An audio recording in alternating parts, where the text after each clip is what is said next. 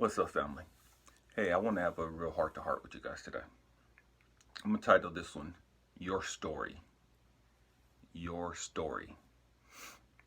When I worked in the prison system, the orientation department, I would have all the new guys come in, and they had to write an autobiography. Whatever they want to write about, but it had to be about their life. It could be as in depth as they wanted it to be. And I read every one of them, and they knew I read them. I wanted an understanding of what this person's experienced, what this person's gone through. And so often, so many of them came to me after having written it. Man, I didn't realize that I had been through all of the hell that I've been through.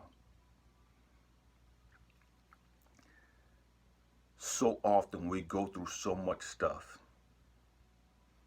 and it becomes normal. And we don't realize how chaotic, how dramatic it is. It's business as usual. It's normal. And so we tend to block these things out until we really truly sit down and start reflecting. And so often our mind, and every one of us have this ability, we have a self-defense mechanism within our mind, and we block things out. We push things to our subconscious that we can't handle. We don't want to deal with because we don't have the mental capacity to deal with it at this time. And so what happens is something triggers it, and now it comes to the surface, and we remember going through this event or this situation. And so I wanted them to understand all of the things that they've gone through, to help them understand why they feel the way they feel, why they think the way they think. Second thing they had to write. Because the reality is, not one of us can change anything about our life. Anything that's happened, it's happened. Whatever's happened in the past, whether it was yesterday, whether it was 2 hours ago, it's happened, it's gone, it's done. Hey, you can't change that. Okay? But what you can do is come up with a plan. Where are you going to be? And so what I had them do was, okay, now you're going to write your obituary. You're going to die 20 years from now. 20 years from now, what are people going to say about you? What do you want people to be able to say about you 20 years from now? What kind of business do you want to have? What type of education do you want to have? What do you want to accomplish in your life the next 20 years?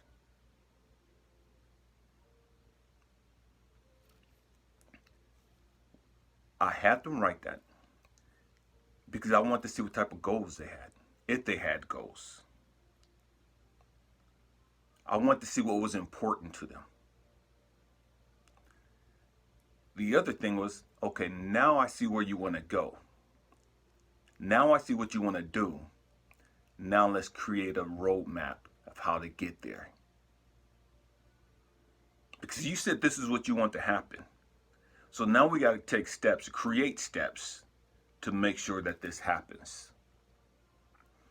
And so when they start doing stuff that was contrary to where they said they want to go, I could pull out this thing, those obituaries, like, hold up, bro. You said you want to be able to do this, this, and that. How is what you're doing right now helping you get this accomplished?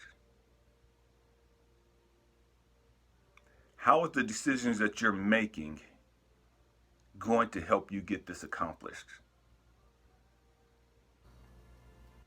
Now they have a map of where they want to go and how they're going to get there. My challenge to each and every one of you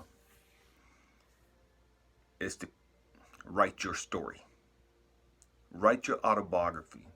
however in depth you want it to be. Write your story.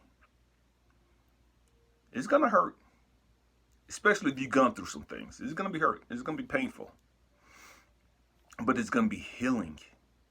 Because there's a healing process that takes place when you allow these emotions out of your mind, out of your body, and you put it down on paper. You're now transposing that pain, that suffering on paper. You're releasing it. Yeah, it still may have a sting to it, but the healing is begun. As long as you're holding on to it, you can't heal. You won't heal. You have to start releasing it in order to begin the healing process. And so by writing it down, you're beginning that healing process.